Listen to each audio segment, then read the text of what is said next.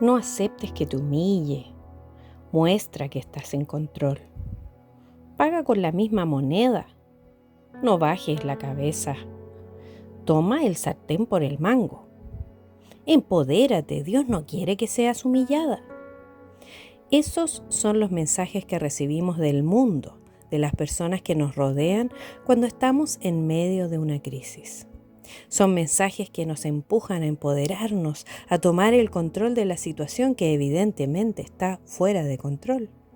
Y la tendencia natural del ser humano es irse siempre a los extremos. Es 8 o 80, o todo o nada, o blanco o negro. No buscamos el equilibrio, no encontramos un camino sabio que tomar. Más aún cuando hay personas que nos enseñan erróneamente el empoderamiento como si fuera un camino de Dios, cuando definitivamente no lo es. Sutilmente te empujan a tomar el control, aludiendo que no debes dejar que el otro se aproveche de ti.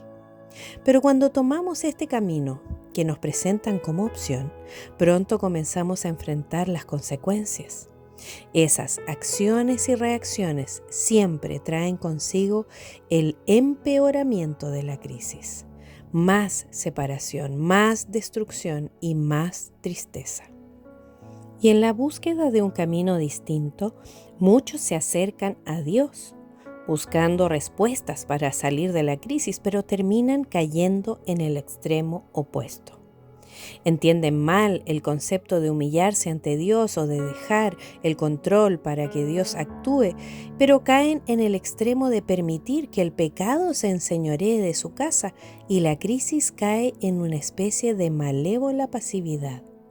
Hoy te quiero enseñar cómo vivir en el equilibrio sabio que nos enseña la palabra de Dios y te mostraré cómo darte valor como hijo o hija de Dios sin caer ni en el extremo de dejarte dominar por tu carne empoderada, pero ni tampoco caer en el otro extremo de aceptar el abuso. La Biblia relata desde el inicio de la creación cómo el ser humano siempre ha caído en estos dos extremos. Vemos cómo Adán y Eva pecaron ante Dios cuando escogieron hacer lo que a ellos bien les parecía, desechando los designios de Dios y mandamientos que Él tenía para ellos. Adán y Eva lo tenían todo. Dios les había entregado la creación en sus manos para que la administraran y dominaran sobre ella. Tenían una relación estrecha con Dios, tenían a Dios de su lado. Él no solo les amaba, sino que les había dado todo para que alcanzaran la felicidad. Pero ellos debían someterse a Dios. Fueron insensatos, no ponderaron las decisiones que tomaron y escogieron el camino lejos de Dios. Escogieron creerle a la engañadora serpiente que les susurró que serían igual a Dios si desobedecían sus mandamientos. Creyeron en la mentira del diablo sobre el carácter de Dios y dudaron de él. Entonces Eva se empoderó, tomó el control en sus manos y desobedeció a Dios. Enfrentó sola a la serpiente, lejos de su marido. No fue a Dios a aclarar sus dudas, solo tomó la decisión de tomar el control. Eva se empoderó, tomó el control de la situación y ese fue el inicio de una vida llena de decisiones que debemos tomar diariamente, cuestionándonos si lo haremos en los términos de Dios o en nuestros términos. Eva cayó en el extremo del empoderamiento, del control. Ya por su parte, Adán se fue al otro extremo. Él se quedó en silencio, no quiso pronunciarse al respecto y cedió ante el pecado de su esposa Eva y también pecó ante Dios. Así nos sucede de forma constante a los seres humanos cuando vamos de un extremo a otro sin realmente hacer lo que a Dios le agrada. Lo que Dios quiere es que nos humillemos, pero sin dejar de darnos valor como hijos suyos. Podría parecer una contradicción, ser humilde, pero ser honorable, pero no lo es. Ser cortés, pero ser justo. Ser espiritual, pero ser firme a la vez. Todo es parte de lo mismo. Son dos caras de la misma moneda. ¿Cómo nos humillamos? no dejando que el orgullo nos domine, aprendiendo a perdonar, siendo sabios para comunicarnos, usando palabras asertivas y teniendo una actitud correcta para decir lo que queremos decir, siendo mansos en nuestras acciones y reacciones en toda situación. ¿Y cómo nos valoramos? Siendo personas de convicción y no aceptando quebrar principios de Dios para conseguir la restauración, por ejemplo. Permaneciendo firmes en obedecer a Dios por sobre todas las cosas, confiando que Él nos exaltará en el tiempo correcto. Asumiendo siempre una actitud humilde y no rebajándonos al mismo nivel del ofensor. No trates de empoderarte usando armas carnales para intentar restaurar tu matrimonio. Hacerlo sería como intentar echar fuera un demonio en nombre de Belcebú, el príncipe de los demonios. No se alcanza la bendición y la gracia de Dios pecando.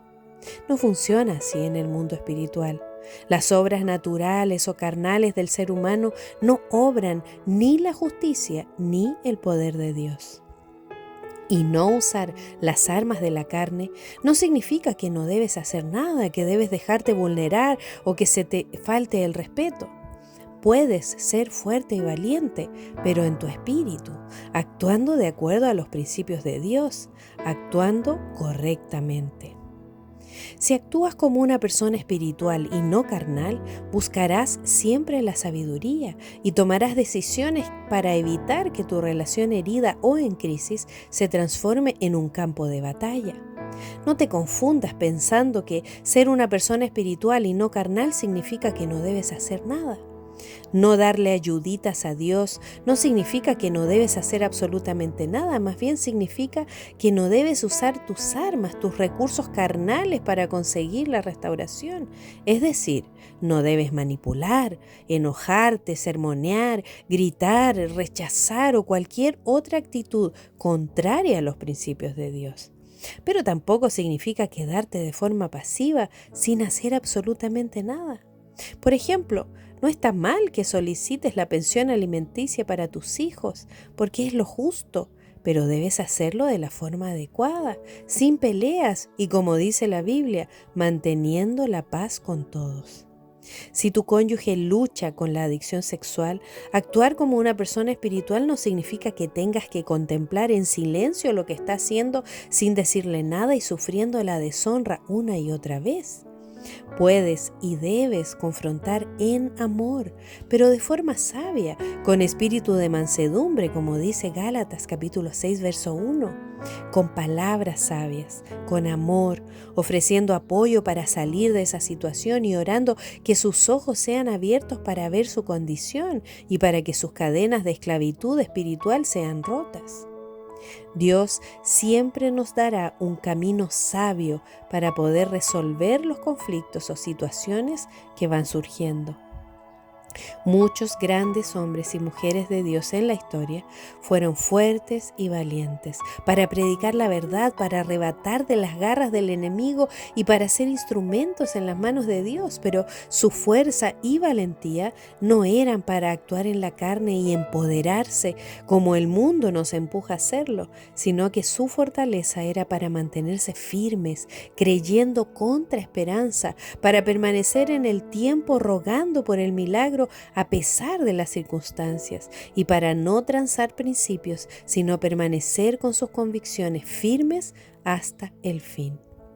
Así que no se trata de quedarnos de brazos cruzados sin hacer nada, pero se trata de depender totalmente de Dios en todo lo que hagamos y evitar actuar en la carne en el proceso de restauración.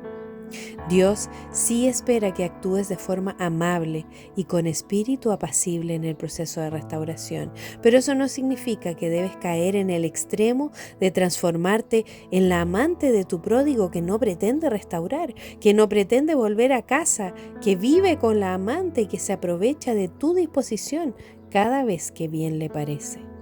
Dios espera que hagas lo correcto, que actúes con firmeza, con convicciones claras, pero con amabilidad y mansedumbre. Queremos la restauración, pero debemos buscarla sin transar principios, sin desobedecer a Dios, sin hacer lo que a nosotros bien nos parece, sin intervenir con nuestras manipulaciones y maquinaciones, pero sin darle espacio al enemigo para que nos esclavice. ¿Te das cuenta que el equilibrio es un hilo muy fino? Lo que Dios quiere es usarte como instrumento de cambio en el proceso de tu matrimonio herido. Él quiere que seas fuerte y valiente, pero esa fortaleza y valentía deben ser en tu espíritu para conocer y aplicar los principios de Dios y ser obediente a Él en el proceso. El Señor quiere que te humilles ante Él, pero no quiere que te sometas al pecado. Él quiere que seas su colaborador, pero no quiere que manipules las situaciones. Él quiere devolverte tu honra robada, pero no quiere que para eso te empoderes en tus fuerzas.